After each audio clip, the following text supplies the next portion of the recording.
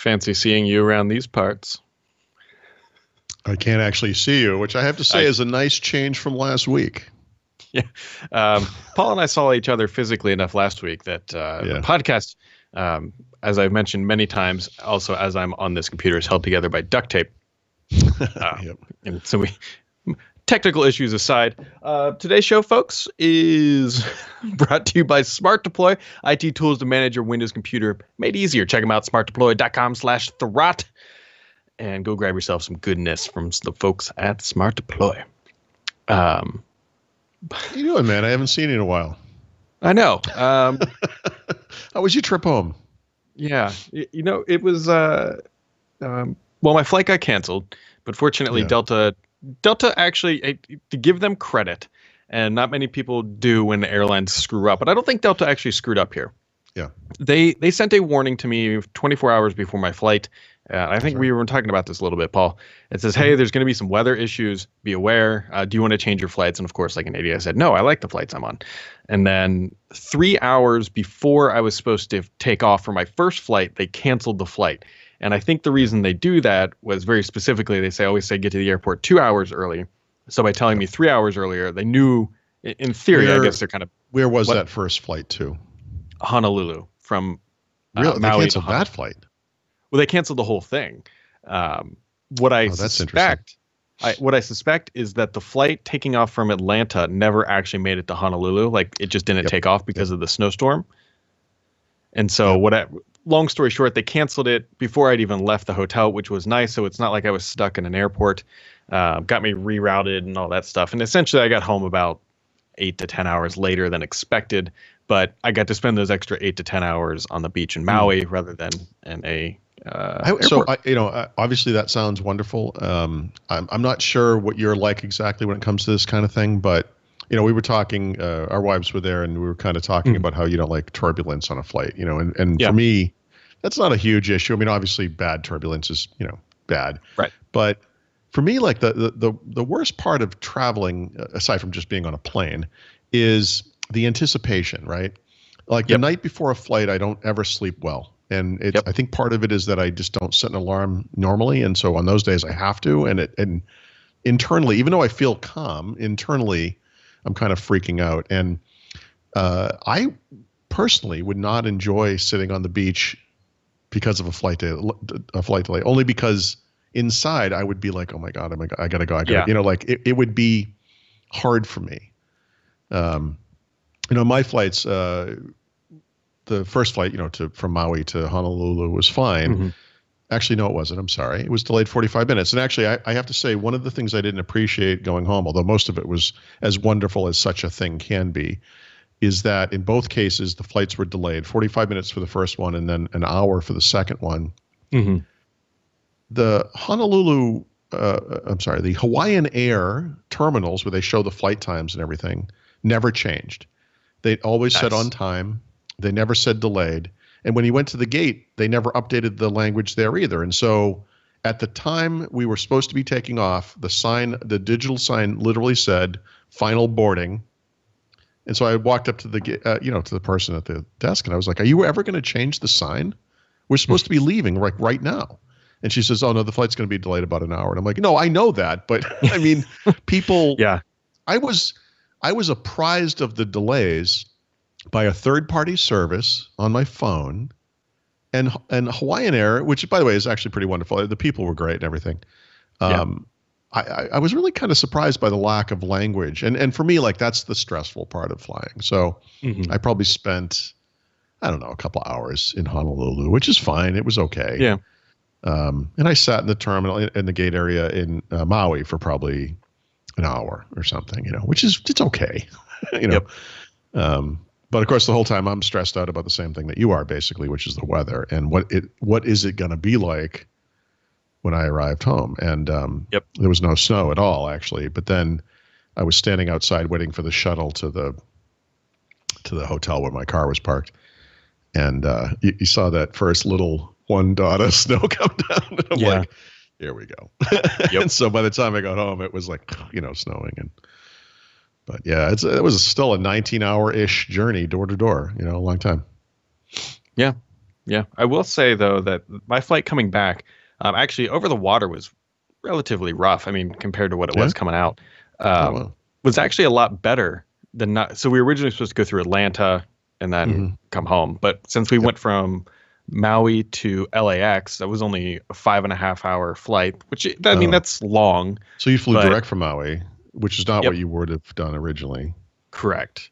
Okay, that's cool. LAX. I mean, and then we went from LAX to Salt Lake City, and then Salt Lake City home. That's a lot of flights. It is, but I mean, it's the same number of flights we would have had anyways because we don't live in a hub. I mean, it's a lot. I mean, obviously, direct is awesome if you can swing it, and then for something of this duration, it's kind of a interesting debate whether you want to get out and stretch a little bit at an airport. But I think every time I stopped at an airport, my stress level would just go up because that's like multiple places where things can go wrong with delays and whatnot. And and last year, as you know, I got stranded in Phoenix after CES, and I think because of weather. Actually, it was because of weather very similar to this weather, right? Coming up the south and hitting the entire eastern seaboard. But, a long day. Yeah. Long night. End of the story. It's a very long day.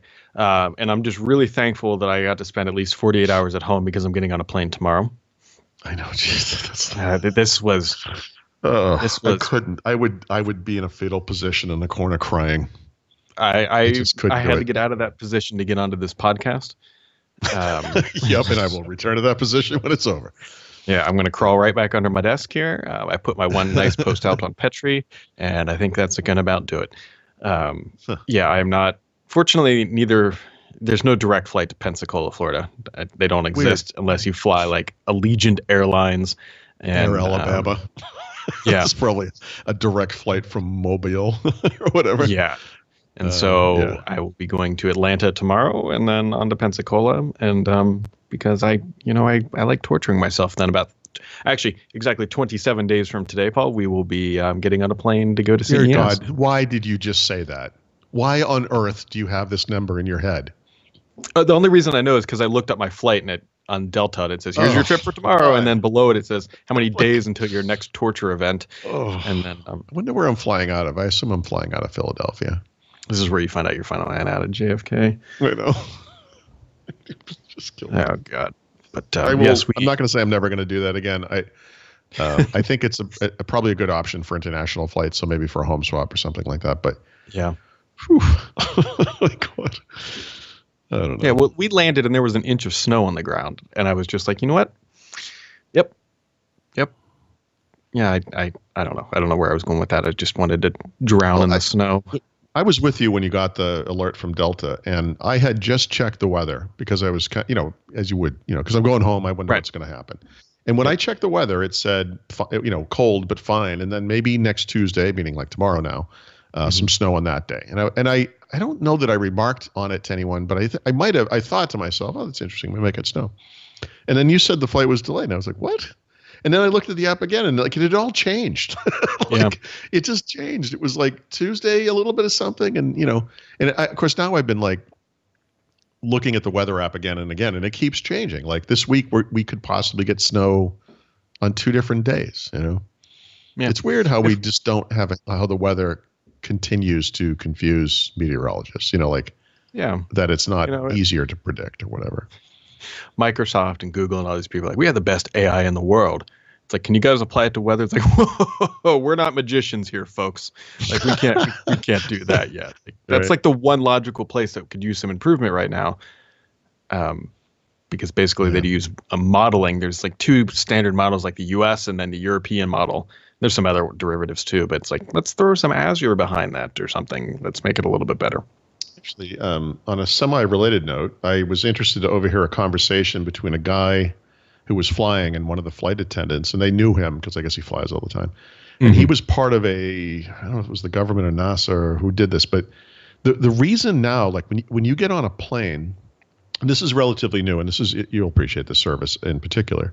The pilot will get on the plane and say, hey, we should have a mostly clear flight today.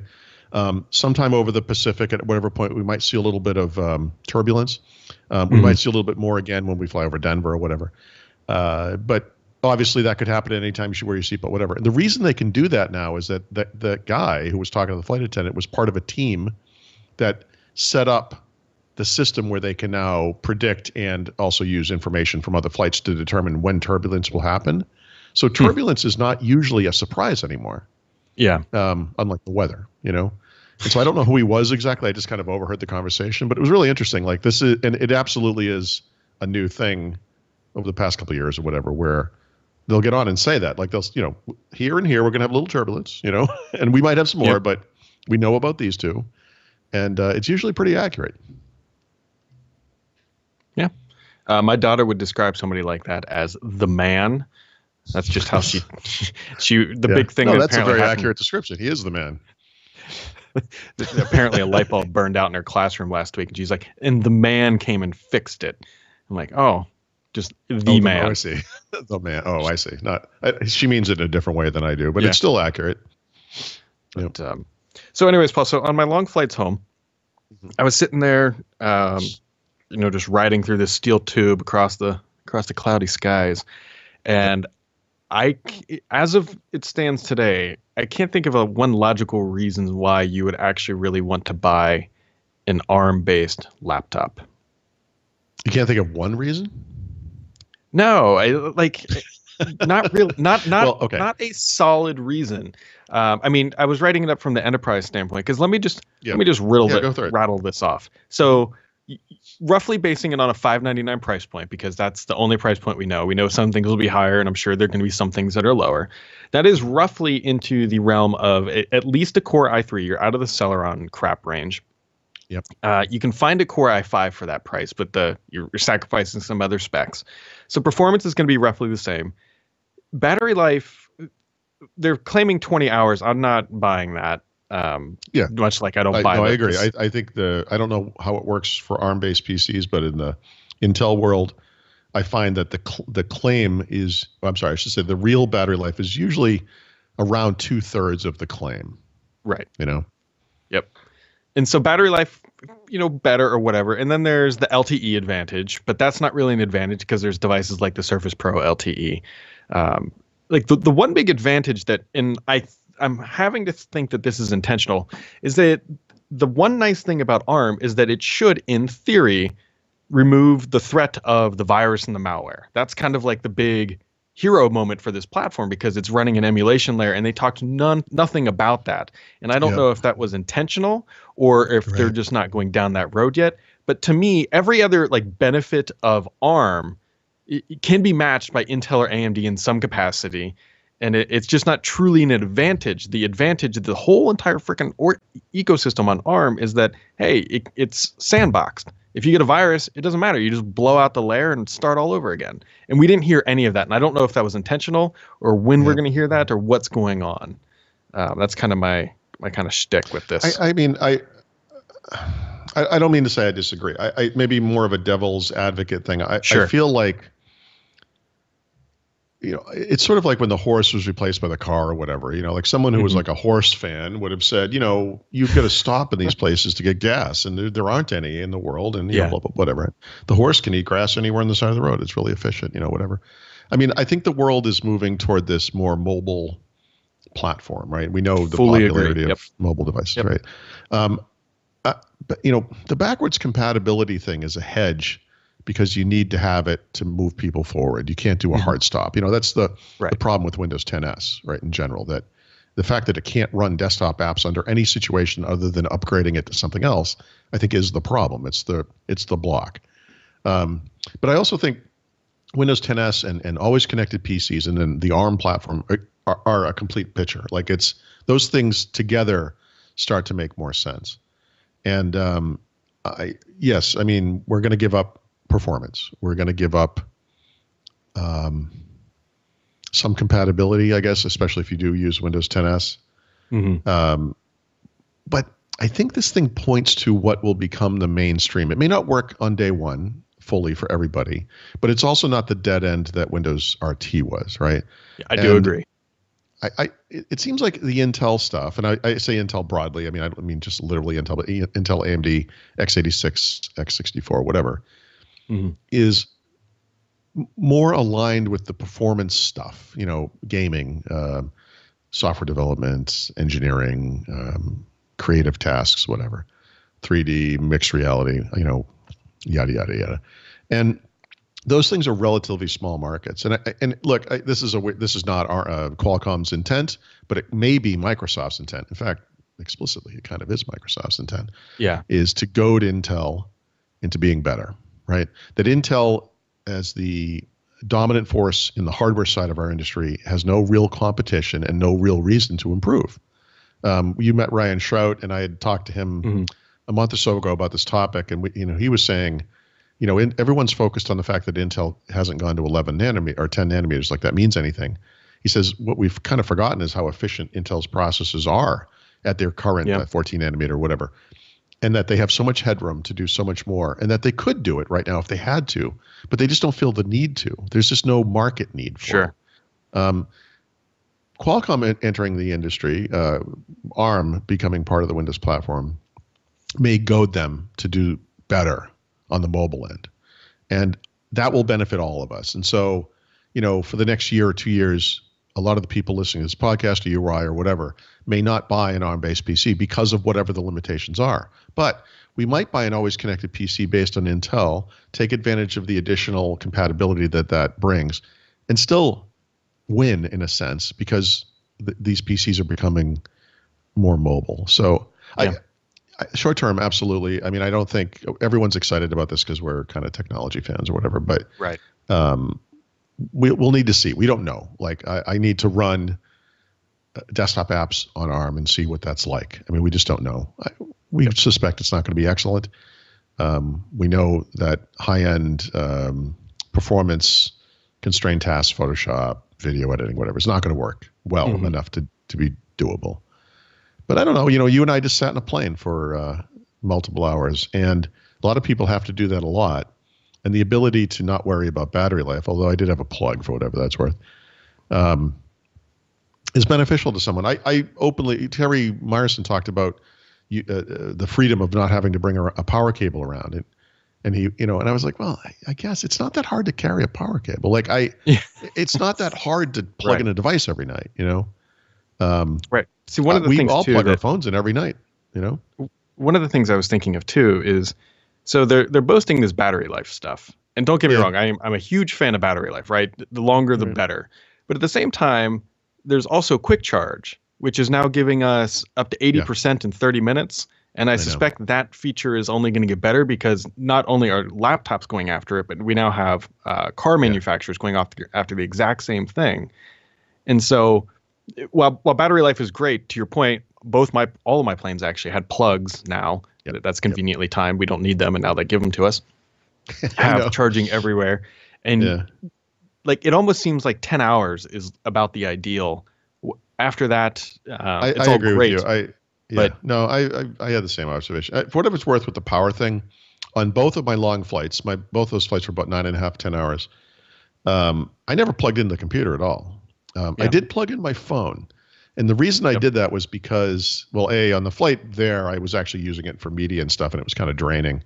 And I need to use it when I arrive. Like in the case of the way home, I'm using it for GPS. Now, granted, I'm going to plug it in my car, but I mean, I as I get out of the plane and into I want to make sure it's there. So plugging it in, I plug that in. But we both brought a Surface Book 2. I haven't done like a formal battery life test. I'm going to do that very soon. I mean, I never needed to charge the thing, and I used it, So if it can sustain a flight like that, what more do you need? I mean, I think that does answer. But I don't know that this is what it's for. I mean, most people don't make long length flights, right? I think it's literally the thing Terry was talking about, the idea that, like you do this with an iPad. You use it throughout the week. You don't worry about plugging it into the wall all the time. You just kind of use it. And every once in a while with the iPad, I use the iPad just to read in the morning and to read stuff on the Kindle or whatever. And every once in a while I'll look down at it and be like, oh, it's 26% full. I better plug it in, I guess. And how many days have gone by? I don't know, 4, 5, Is that freeing? Is that wonderful? Yeah, I guess it's one less thing I have to worry about. But I don't know. It's an interesting conversation. Kind of more of the point that I wanted to try to get to is that the narrative around ARM is still rapidly evolving, and we don't know all the details yet. We don't know all the true benefits yet. And until Microsoft is willing to tell us what all those benefits are from a software and performance side, it's kind of a tricky thing to should I go out and try to buy one? Well, you can't buy them until what I'm guessing is Redstone 4 launches based on the information that they keep saying spring, and we all know it's coming in spring. It is curious that he said security a couple of times. I'm sure if you look at the slides, the word security is there. But it was almost a throwaway, you get that with Windows 10S or something. Okay. Yeah. Although I don't think he said Windows 10S either. He said the contractually obligated amount of words, and then he got off stage and flew back to Seattle. Yes, he did. All right. Well, hopefully we'll learn more soon. And by the way, you mentioned 27 days to CS, and seriously, damn you to hell for that. But I assume we're going to learn more then. Yeah. So plus, Lenovo will be talking about it then. We know for a fact. And so that's going on. Also, what's going on? You know what's coming out tomorrow, Paul? Oh, yes, I do. Yes, I do. Yes. Fair. We've only been talking about this for a while. I've actually been playing it on my PC, trying to keep my skills up, although I will definitely, I think, be playing it more on the Xbox. But PlayerUnknown Battleground drops tomorrow. I believe it's going to be $29. Actually, depending on where you are in the world, it might be available right now. If you're in New Zealand, you can actually download it at this moment. Interesting. Yeah. Yeah, I'll get it. It's odd. When did I fly? Monday? I guess it was Monday. I didn't play the Xbox at all on that Sunday, which is very odd for me. I mean, it's very rare for a day to go by that I don't play video games or write. And since I've been home, I've not turned this thing on either. And that's going to change tomorrow. So it may change today too. I don't know. But usually by this time I've written something and I play a little bit. And as of today, I have written something, but I can't publish it yet. And that's it. And it's been like the most unproductive of days. And I'm thinking it's going to be kind of weird for me for the next couple of days because of travel. But at least you'll be fine because you're traveling again. Hello? Actually, I was playing earlier today. And so the one reason I'm looking forward to it on the Xbox is I want to use a controller. Keyboard and mouse is great. I will always agree that it is superior than the controller. But I know we've talked about this. I am 15 years in on a controller. It's just more natural for me. I was playing earlier today, which was the first time playing since I've been back. And I found somebody and I was shooting at them, and I didn't actually realize I was shooting because I was waiting for that rumble feedback, like you're in any other first-person shooter. And I'm like, am I actually shooting? And I killed him, thankfully. But I was just kind of waiting for that. And so I tried to play it with a controller. I know I've said this on the PC, but everyone else is using keyboard and mouse, so there's no competition. It's not fair. And so on the Xbox, everyone will be using a controller. And not to mention, while I am playing on a 4K screen, it's 27 inches here. Behind me, as you guys all know, is the 4K that we use for the podcast when I can get the capture card to work. And so it's just, I don't know. I'm looking forward to that for about 3 hours. I'll get to play it tomorrow before I have to go get on a steel tube and sail into the blue yonder. So, yeah, we will see. God, I would slit my wrists. I can't even imagine doing this. Then I'll be back Friday morning. So podcast will be on the road tomorrow. Speaking of which, we'll have to do this earlier tomorrow morning. We can talk about that after because I think my flight leaves at noon. Oh, right. Okay. The fun part is, though, it's supposed to snow here tomorrow. So nothing like... I should probably look at that again. What time? I don't know. They just said snow tomorrow, and I'm just assuming that that's going to make my flying more convenient and on time than usual. So... See, now it says it's going to rain here tomorrow. Originally, that was going to be snow. And the other snow is just gone from the schedule. But you know what? It's going to change tomorrow, too. So I'm not going to get excited about that. You've got something coming your way. Yeah. Just don't know what it is. I know what it is. It's your sloppy weather seconds. Whatever. Speaking of sloppy seconds here, Paul, it's Mobile Monday, and you bought a sloppy second phone. I I had been waiting to buy. I was always going to get an iPhone 10, right? I have to get it for testing purposes. The key to this purchase is the resale value of my previous phone, which is paid off, which is an iPhone 7 Plus. If I traded it into Apple, I only would have gotten $375. So I'm going to sell it externally. So I haven't done that yet, but I'll apply that to the loan, and then hopefully I'll only owe like $500 or $600 depending on how it works out. But it's beautiful, dude, and it's very interesting that from a form factor perspective, if you like the smaller iPhone as opposed to the Plus, it's much closer to that. It's a little taller, a little wider, but the screen is much taller. And it's, it's got that whole immersive thing going on. It's beautiful to kind of look at and to hold. It really feels nice. The camera quality so far seems to be superb, like really nice. The gesture stuff, because they don't have a home button anymore, is actually fairly intuitive. And I say that with like an asterisk. I mean, it's intuitive if you've ever used a modern smartphone, right? I mean, it's very natural to swipe up from the bottom or the top of the screen to have different things happen or appear. And it works very well.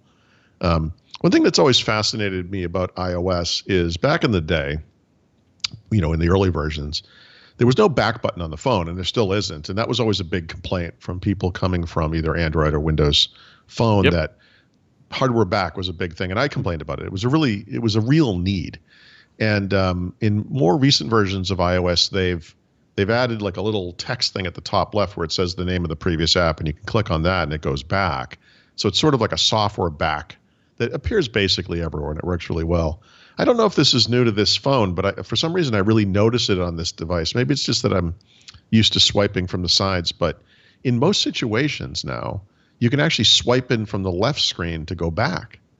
And when you realize that works, you're like, yes, like this is, they've done a really good job of making something with fewer buttons, right, on the device that gives you kind of a clean look. And again, intuitive is a strong word. Nothing is really intuitive. But for people who've kind of been moving along with smartphones, it works intelligently enough to be called intuitive. I mean, it's kind of a fine point, but it's nice. It's the notch is noticeable, I think, but people tell me that disappears over time. But it's not objectionable.